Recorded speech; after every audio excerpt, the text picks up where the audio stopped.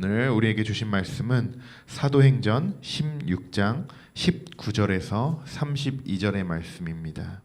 우리 한 목소리로 봉독하도록 하겠습니다. 여종의 주인들은 자기 수익의 소망이 끊어진 것을 보고 바알과 실라를 붙잡아 장터로 관리들에게 끌어갔다가 상강들 앞에 데리고 가서 말하되, 이 사람들이 유대인인데 우리 성을 심히 유란하게 하여 로마 사람인 우리가 받지도 못하고 행하지도 못할 풍속을 전한다 하거늘 우리가 일제히 일어나 고발하니 상관들이 옷을 찢어버리고 매로 치라 하여 많이 친 후에 옥에 가두고 간수에게 명하여 든든히 지키라 하니, 그가 이러한 명령을 받아 그들을 깊은 옥에 가두고 그 발을 착고에 튼튼히 채웠더니 한밤중에 바울과 실라가 기도하고 하나님을 찬송하며 제수들이 듣더라. 이에 갑자기 큰 지진이 나서 옥토가 움직이고 문이 곧 다 열리며 모든 사람의 매인 것이 다 벗어진지라. 간수가 자다가 깨어 옥문들이 열린 것을 보고 죄수들이 도망한 줄 생각하고 칼을 빼어 자결하려 하거늘 바울이 크게 소리질러 이르되, 내 몸을 상하지 말라. 우리가 다 여기 있노라 하니 간수가 등불을 달라고 하며 뛰어들어가 무서워 떨며 바울과 실라 앞에 엎드리고 그들을 데리고 나가 이르되, 선생들이여, 내가 어떻게 하여야 구원을 받으리까 하는 이르되, 주 예수를 믿으라. 그리하면 너와 내 집이 구원을 받으리라 하고 주의 말씀을 그 사람과 그 집에 있는 모든 사람에게 전하더라. 아멘. 사도행전 16장의 오늘 본문의 말씀을 준비하면서 이런 장면이 떠올랐습니다. 한국에 처음 복음이 들어올 때의 모습이었습니다.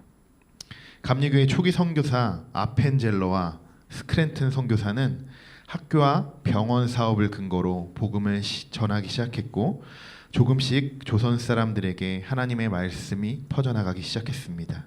하지만 모두 복음을 수용하고 하나님을 믿은 것만은 아니었습니다. 1888년 영아 소동 사건이라는 괴이한 소문이 돌기 시작했습니다. 그 소문은 이러했습니다. 서양 선교사들이 한국인 어린아이를 몰래 데려다가 삶아 먹기도 하고 간은 약으로 쓰고 눈알을 빼어서 카메라 렌즈로 쓴다는 이야기였습니다. 이러한 소문들로 인해서 부모들은 아이들을 단속하기 시작했고 서양 선교사들은 무시무시한 괴물이라고 소문이 난 것입니다. 아펜젤러와 스크랜튼, 이 두 선교사는 어떻게 행동했을까요? 다른 곳으로 피했을까요? 그렇지 않았습니다.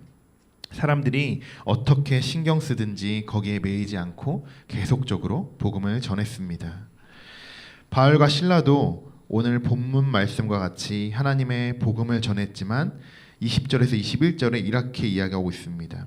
이 사람들이 유대인인데 우리 성을 심히 요란하게 하여 로마 사람인 우리가 받지도 못하고 행하지도 못할 풍속을 전한다 하거늘.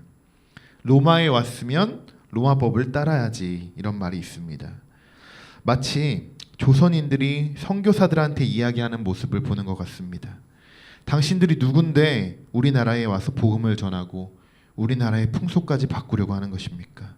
우리는 당신들을 인정할 수 없습니다. 이렇게 거부하는 사람들이 사실 더 많았다는 것입니다. 우리는 흔히 선교사들이 와서 비교적 어렵지 않게 선교를 했다고 생각할 수도 있습니다. 왜냐하면 우리가 직접 그때 시절을 경험해 보지 못했으니까요. 바울과 실라 그리고 아펜젤러와 스크랜튼, 이들의 공통점이 있습니다. 이들의 공통점은 극한 환경 속에서도 그 말씀을 전했다는 것입니다. 하나님의 말씀은 살아서 움직이십니다. 이런 극한 상황 속에서도 이들은 하나님의 말씀만 붙들고 전했다는 것입니다. 하나님의 말씀은 살아서 움직이십니다. 그러자 이들에게 놀라운 변화가 일어납니다. 20절에 힘이 요란하게 하여, 바울이 전한 말씀으로 인해 성이 흔들리기 시작한 것입니다. 조선에서는 영아 소동 사건으로 인해 정동 주변이 혼돈에 빠지게 됩니다. 이것이 하나님의 말씀이 살아있다는 증거가 아닐까요? 복음을 들은 그들도 받아들이지는 않았지만 뭔가 기분이 찜찜했을 것입니다. 그랬기에 요동치고 흔들리고 괴이한 소문이 돌기 시작한 것이죠. 우리 꿈의 교회 성도 여러분, 여러분도 하나님의 말씀을 전하실 기회가 있으실 것입니다. 이제 곧 설 명절이 다가옵니다. 믿지 않는 형제나 친척이 있다면 이번 기회에 전해보시기 바랍니다. 주저 마시고 전하십시오. 그러면 그 다음은 하나님께서 그들의 마음을 움직이실 것입니다. 우리 22절에서 24절의 말씀 우리 같이 한 목소리로 읽어보겠습니다. 무리가 일제히 일어나 고발하니 상관들이 옷을 찢어버리고 매로 치라 하여 많이 친 후에 옥에 가두고 간수에게 명하여 든든히 지키라 하니 그가 이러한 명령을 받아 그들을 깊은 옥에 가두고 그 발을 착고에 든든히 채웠더니. 아멘. 바알과 신라는 결국 두들겨 맞고 옥에 갇히게 됩니다. 이들이 얼마나 수치스럽고 고통스러웠을까요? 잘못한 건 하나님의 말씀을 전한 것뿐인데 저는 이들의 고통이 하나도 근데 아프지 않았다고 생각됩니다. 그 이유는 하나님이 바울과 신라와 함께 하셨기 때문입니다. 하나님은 임마누엘의 하나님이십니다. 조선에 들어온 두 선교사들도 언제 누구에게 죽을지 모르는 그런 걱정 속에서 하루하루를 보냈습니다. 이들뿐만 아니라 이미 한국에서 일하고 있던 천주교 선교사들도 늘 위협과 핍박을 받고 있었습니다. 하지만 죽음을 무릅쓰고 계속적으로 복음을 전했습니다. 하나님은 우리와 함께 하십니다. 하나님은 임마누엘의 하나님이십니다. 이러한 하나님을 믿으십니까?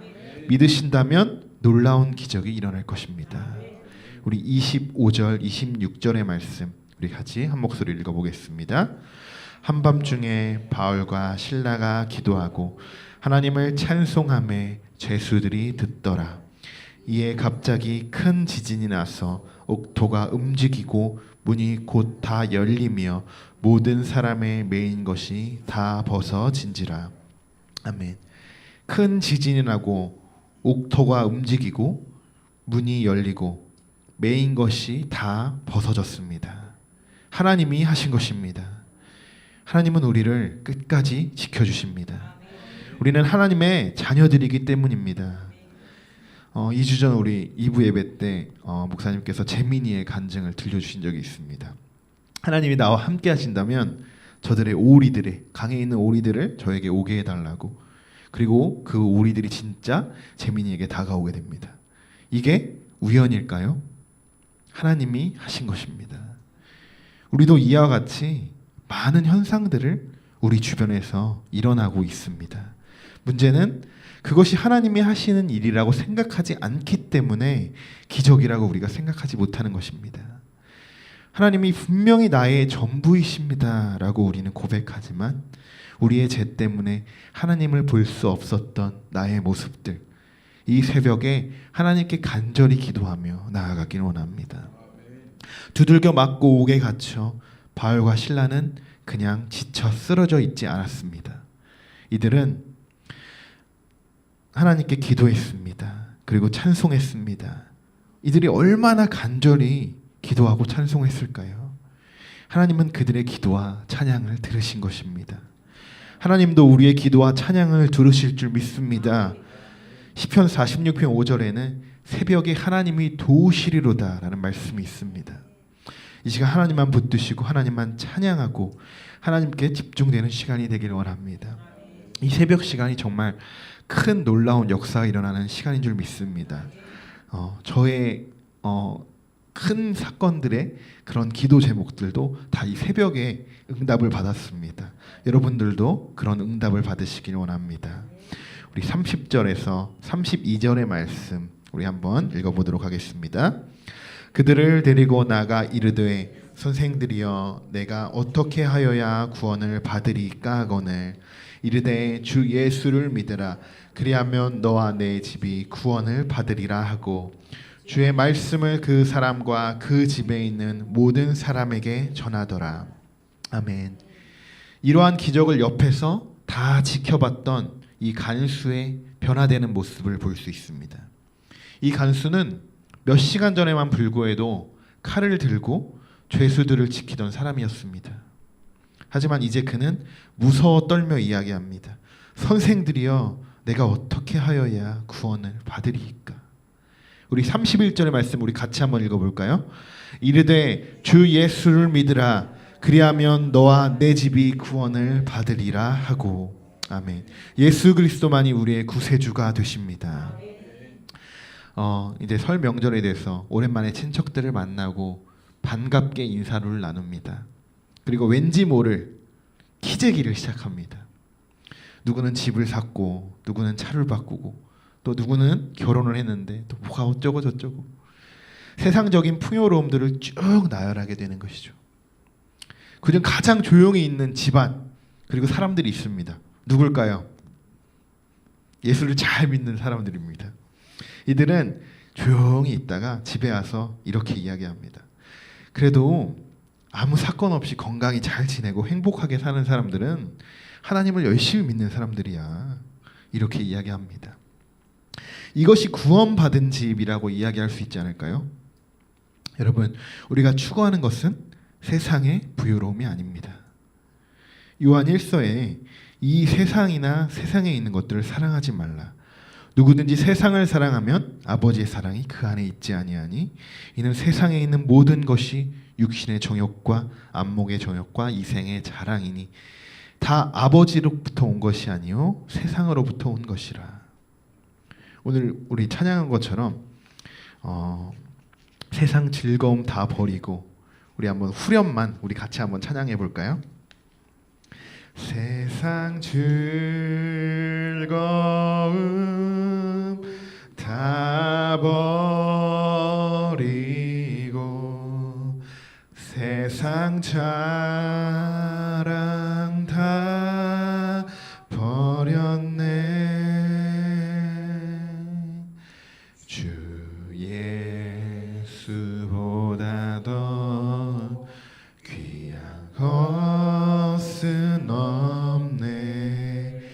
예수 밖에는 없네. 아멘. 이 고백이 여러분의 고백이 되시길 바랍니다.